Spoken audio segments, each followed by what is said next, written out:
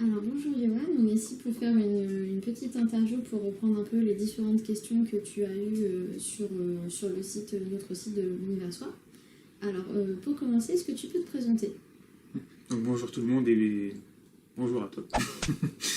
Donc Johan, énergéticien, masseur et instructeur de système 1. Trois activités très différentes mais très complémentaires les unes des autres, chacune ayant une sensibilité permettant de mieux affirmer justement les deux autres. Alors tu fais ça depuis combien de temps maintenant? Je ne peux pas vraiment donner une réponse pour les trois activités. Le massage, j'ai très vite adoré ça quand j'ai commencé à le faire en amateur il y a une petite dizaine d'années. Par la boulangerie, paradoxalement, ça peut paraître étrange. Mais de façonner la pâte à façonner le corps, il n'y a qu'un pas. Et par contre, en tant que vraiment professionnel, ça fait 3 ans.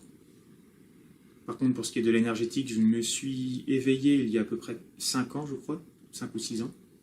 Et enfin, pour ce qui est du système A, ça fait 6 ou 7 ans, à peu près. Alors qu'est-ce que c'est qu'un énergéticien?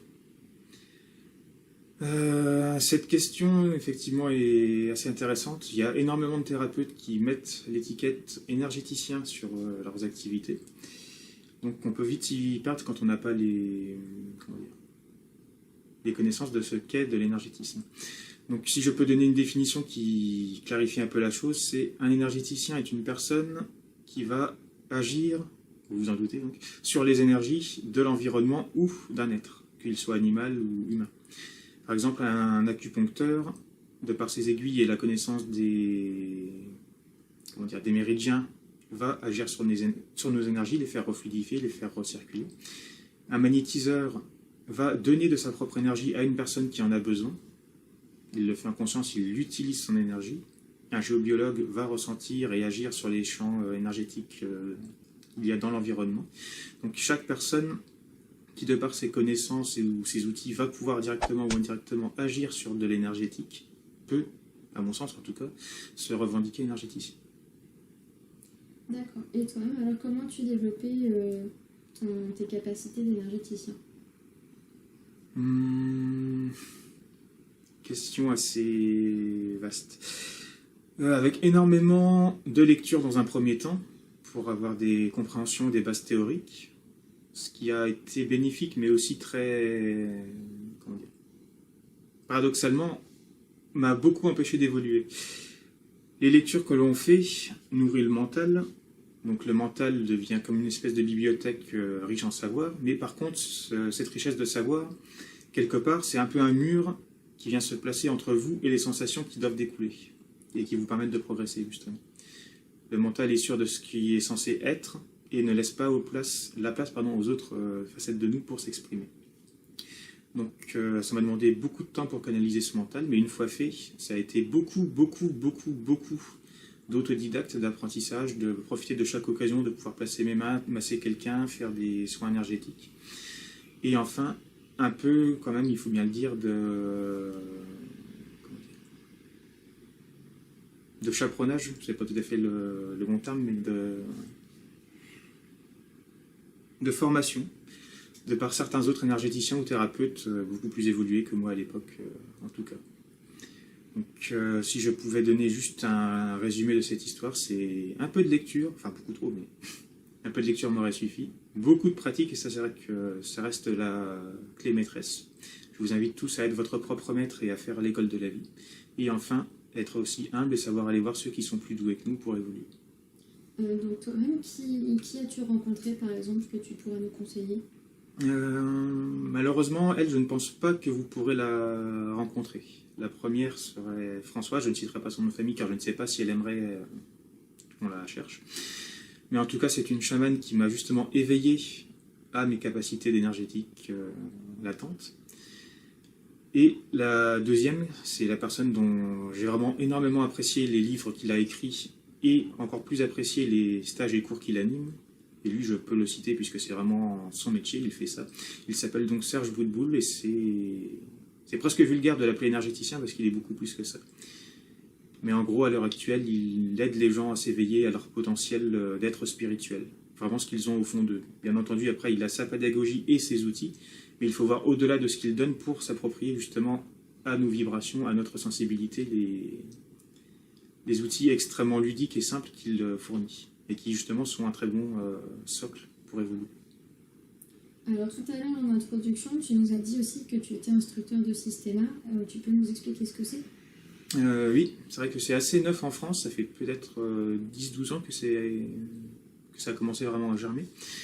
C'est donc un art martial qui nous vient de Russie, initialement utilisé par les Spetsnaz, mais maintenant démocratisé un peu à tout le monde dans le monde pour le civil. Et un peu comme le Kung Fu, si je peux faire un parallèle, c'est un art martial qui a de très nombreux dérivés. Celui que je fais est celui du système, on va dire, originel, celui de Maître Ryabko. Originel dans le sens, après la guerre froide, quand le système a été ouvert aux civils, c'est lui qui a un peu lancé la chose. Donc c'est le système que je fais moi. Mais il y a de très nombreux autres instructeurs qui ont leur philosophie et qui font un système totalement différent. Ryabko est dans un système de paix, de recherche intérieure par le corps, par le mental, par le cœur, enfin, l'être entier dans le système, et qui est quelque chose que j'apprécie énormément, qui est donc le système que je fais, qui est axé sur la connaissance du corps, la bienveillance, la respiration et la connexion à soi, à l'environnement, aux autres, etc. Mais après, vous aurez tout un tas d'autres systèmes qui seront peut-être plus martiaux, plus militaires, plus axés sur des connaissances biomécaniques. Chaque système a sa sensibilité. En tout cas, celui que je fais est le système de Maître Ryabko. Et donc toi, tu as créé ton club de Systema ou... Non, à l'heure actuelle, je suis instructeur pour Global Systema, donc une des plus grosses enseignes de Systema en France, où il y a de très nombreux instructeurs qui ont chacun justement leur sensibilité et leur pédagogie, ce qui est une grosse richesse de ce club, et c'est pour ça que je m'y plais beaucoup. Chaque instructeur dans le Systema, du moins tel que nous on le voit, dans sa progression, comme justement le Systema est lié à la progression de l'humain qui le pratique, va développer à la fois sa pédagogie et ses propres sensibilités, outils et... Comment formuler ça? Et facilité d'enseignement qu'il va transmettre aux élèves. Donc, on a tous une vision de ce qu'est le système qui est concordante, mais une finesse et une sensibilité pour l'expliquer et faire grandir ceux qui viennent chercher justement les cours, qui est très riche et complémentaire. Alors, est-ce que tu peux nous expliquer en quoi le Systema a joué une influence sur ton rôle de thérapeute? C'est très dur de répondre à cette question parce que c'est à la fois omniprésent et totalement absent. Ça paraît étrange ce que je dis, mais omniprésent parce que le Systema touche à l'humain. De par le fait de travailler sa sensibilité, son lâcher-prise, sa connexion, sa bienveillance. Toutes ces facettes qui, par l'application martiale, sont développées, vont imprégner l'être. Et quand je suis en tant que thérapeute à m'occuper de quelqu'un, ça va indirectement influencer sur absolument tout ce que je fais. Donc, je peux aussi bien utiliser parfois des outils qui sont propres au système, tels que des respirations spécifiques, des placements de corps, des manipulations ou autres qui sont vraiment sortis de la pratique du système. Mais je peux aussi très bien ne faire appel à aucun outil direct au système, mais ne serait-ce que par la bienveillance et la connexion qui m'a été insufflée par le système, je vais malgré tout faire du système dans ma thérapie. C'est pour ça que je ne dissocie pas du tout mon aspect instructeur de système de mon aspect thérapeute dans l'énergétique ou le massage, parce que les trois sont pour moi, comme un cercle bienfaiteur. C'est trois engrenages qui s'impriment, briques, je vais réussir à parler les uns dans les autres. Alors donc on a parlé d'énergétique, on a parlé de système. Est-ce que tu peux nous parler du coup de massage maintenant? Oui. Maintenant, en ce qui me concerne, le massage, c'est toujours un peu folklorique à expliquer, dans le sens où je ne fais jamais de simple massage. On dit comme ça fait assez arrogant, mais en permanence, je suis toujours connecté à moi-même ou à la personne, ou aux énergies qui en découlent, et tant qu'on y est, les guides des personnes présentes. Là, on rentre dans d'autres sphères d'explication. Mais à part si vraiment une personne me demande un protocole de massage bien-être ou quelque chose de bien cadré, 90% des personnes qui viennent me voir, c'est toujours pour un soin ou un massage, mais dans le but de travailler sur une problématique particulière. Donc comment je vois le massage? Je vois ça comme une manière de toucher à l'être humain dans tout ce que ça signifie, le mental, l'émotionnel, le corporel et le spirituel, par le corps. C'est la définition que je mettrais à massage. Alors, je crois savoir que dans le système A, il y a ce qu'on appelle le massage russe. Tu peux nous expliquer un peu ce que c'est? Oui. Donc, comme son nom l'indique, ça nous vient de Russie, même si pour moi, il faudrait plus appeler ça massage systéma que massage russe. On appelle souvent ça massage russe, mais c'est un peu faire croire qu'il n'y a que ça comme massage en Russie. Donc, c'est un massage qui est extrêmement puissant. Puissant dans le sens où il est sans concession. Il va là où il y a besoin d'aller en profondeur dans les tissus musculaires pour y déloger tout ce qui a été enfermé dans le corps, tout ce que le corps a cristallisé de mauvais. C'est pour ça que c'est un massage complet et puissant dans le sens où, dans le corps, on va y retrouver les maux corporels, donc nos tensions, les maux mentaux, les maux émotionnels et les maux spirituels. Toutes nos sensibilités qu'on a renfermées, réfrénées, c'est nos peines de cœur, nos non-dits, nos prises de tête, enfin, tout ce qui n'arrive pas à s'exprimer, à s'apaiser, à guérir, etc., va, d'une manière ou d'une autre, se cristalliser dans le corps. Ce massage, par sa puissance et sa profondeur, va aller dégager, comme on retire un bouchon de champagne, toutes ces charges-là. C'est un massage qui touche à l'humain par le corps physique, ce qui rejoint un petit peu ce que je disais aussi tout à l'heure. D'accord, c'est un massage qui se pratique debout, assis, habillé. J'aurais tendance à dire les trois en même temps ou pas. Pour ce qui est du massage russe, il y a trois déclinaisons, en tout cas que je connais moi personnellement, qui est le massage au pied, donc là c'est plutôt au niveau du sol que ça se pratique, le massage au fouet, souvent au niveau du sol aussi, même si ça peut être debout, et le massage au bâton, qui lui est sur chaise de massage, même si ça peut aussi être allongé. Dans les trois cas, les outils sont tout à fait déclinables, c'est-à-dire que le massage au pied sur une personne qui aura des contre-indications, on ira le faire avec les mêmes outils, avec les doigts, la main, etc. En gros, le massage russe, c'est simplement transmettre sa bienveillance, son relâchement et son poids de corps naturellement dans la structure de l'autre. On ne va pas utiliser de notre force physique ou de notre rigidité. Donc, je sens que je m'égare dans la réponse. Tu peux répéter la question? Attends, je sais même plus ce que c'était ma question.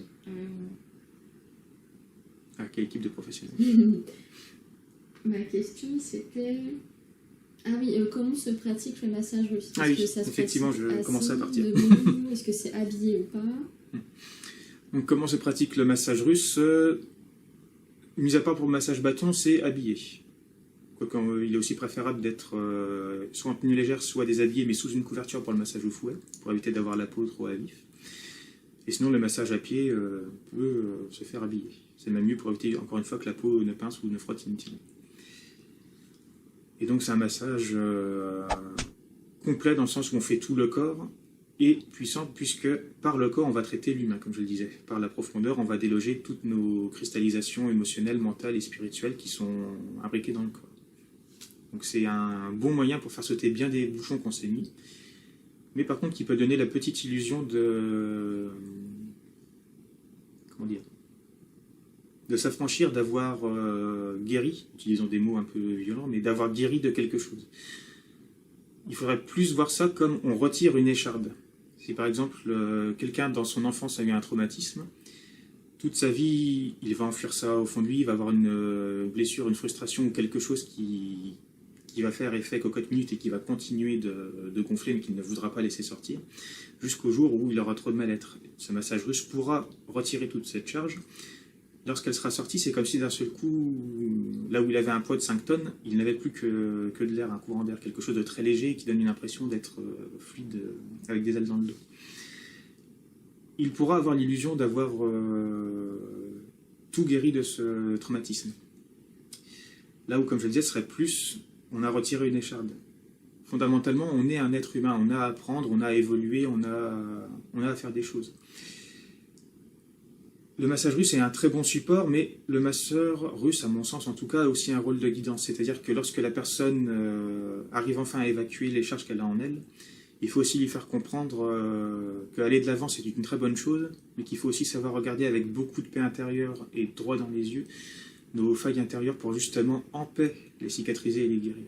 Ne pas juste se dire, maintenant c'est le passé, j'ai crié un bon coup et c'est parti, et oublier ça.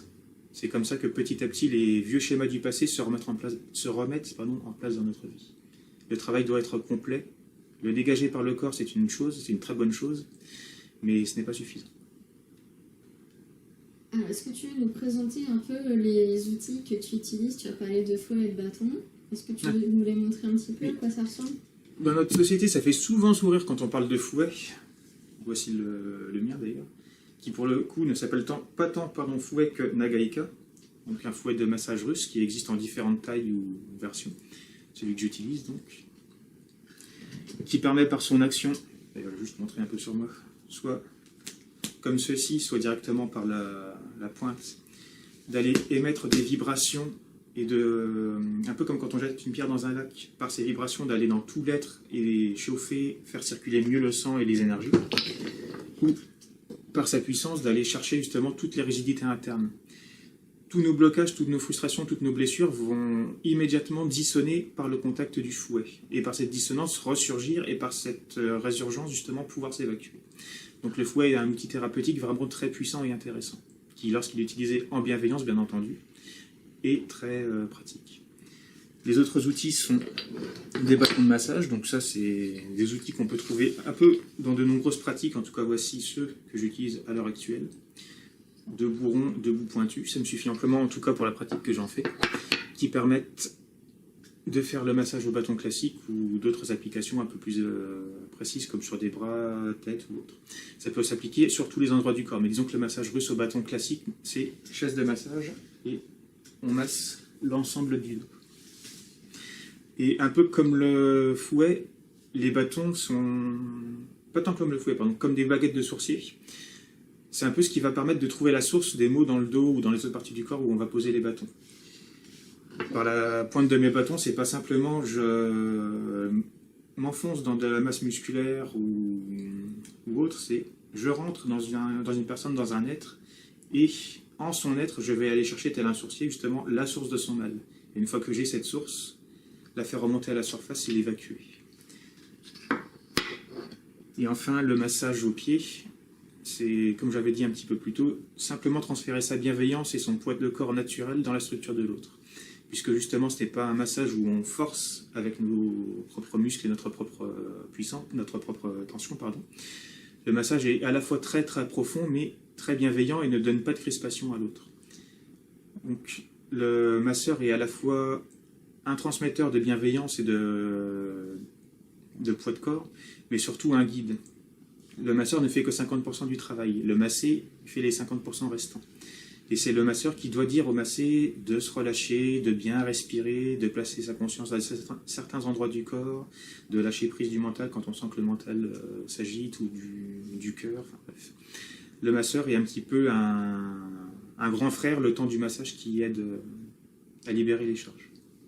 Donc ça veut dire que dans tout massage que tu fais, il n'y a pas de protocole, tu t'adaptes à chaque fois à la personne que tu as en face de toi. Oui et non, il y a des protocoles de massage russe, mais en tout cas ça c'est mon point de vue personnel que je vais aborder. À mon sens, un thérapeute, peu importe que ce soit de massage russe, d'énergétique ou de quoi que ce soit, ne devrait pas fonctionner avec des protocoles fermés. Il faut effectivement toujours être intuitif et libre. Et 90% des soins que je fais, je ne fais pas un protocole de A à Z. J'ai la structure du protocole de base, mais en général, à peine j'ai posé les bâtons, à peine j'ai posé mon pied, ou à peine j'ai posé mes mains, ou le fouet, je vais avoir des informations qui immédiatement vont m'être transmises par l'être que j'ai en face de moi. Chaque personne est unique. Et faire un protocole de A à Z, donc quelque chose de très structuré sur toutes les personnes que l'on reçoit, qui sont chacune des êtres absolument uniques, c'est à mon sens un non-sens pour le coup. Donc c'est surtout de l'intuitif et de l'écoute. Le protocole est juste un peu un squelette qui donne un chemin de base sur lequel évoluer. Toi, tu dirais que justement ta capacité comme ça d'écoute et de sensibilité un peu tactile, tu les as développées comment, ces choses-là?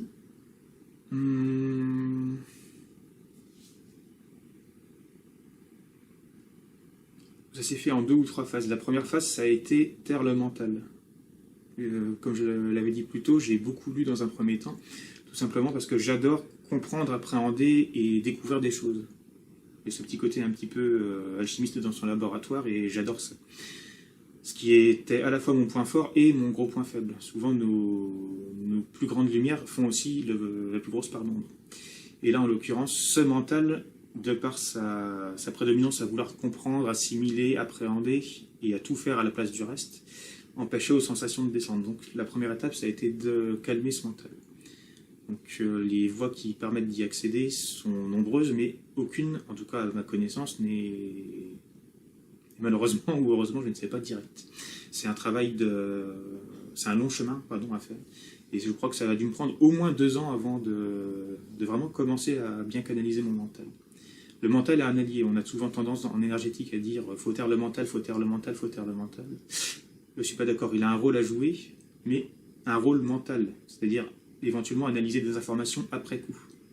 Mais si le mental est en premier plan, plutôt que d'être un petit peu le scientifique derrière son bureau qui lit les dossiers qu'on lui apporte, il va se retrouver devant et ne va pas laisser les sensations descendre. Il n'aura donc aucune information à lire.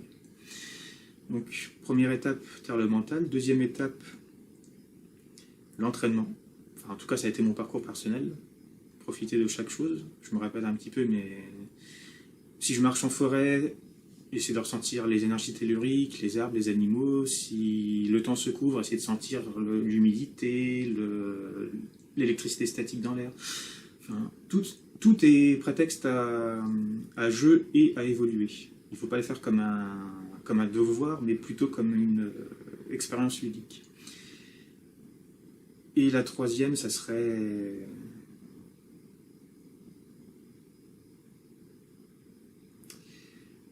la remise en question perpétuelle. Et là, c'est quelque chose d'extrêmement important que je vais dire, enfin important en tout cas pour moi, je m'en rends compte, c'est que la confiance en soi est primordiale. Si on manque de confiance en soi, on n'a pas de puissance dans ce que l'on fait et on ne peut pas pleinement affirmer nos facultés déjà présentes pour aider ceux qui ont besoin de nous, enfin, en tant que thérapeute. La deuxième chose, c'est l'humilité. Toujours être capable de poser des questions. Et c'est le mariage entre ces deux extrêmes, parce que c'est vraiment deux choses qui pourtant sont totalement aux opposés, qui permet justement d'avoir cette fluidité, qui permet à la fois de s'adapter, d'accepter l'inconnu lorsqu'il se présente, et non pas d'être à se dire non, ça c'est pas possible, je vais faire la chose que je connais, c'est forcément ça qui va marcher, ce qui au final ne va pas fonctionner. Donc je dirais c'est la découverte de l'harmonie entre confiance en soi et assurance en qui l'on est, ce que l'on est et ce vers quoi on va, et l'humilité, savoir que l'on reste malgré tout un être capable d'erreur, et justement par cette humilité, toujours être capable de se remettre en question. Alors, et donc, Johan, la dernière question était donc pour quel type de besoin peux-tu recevoir chez toi?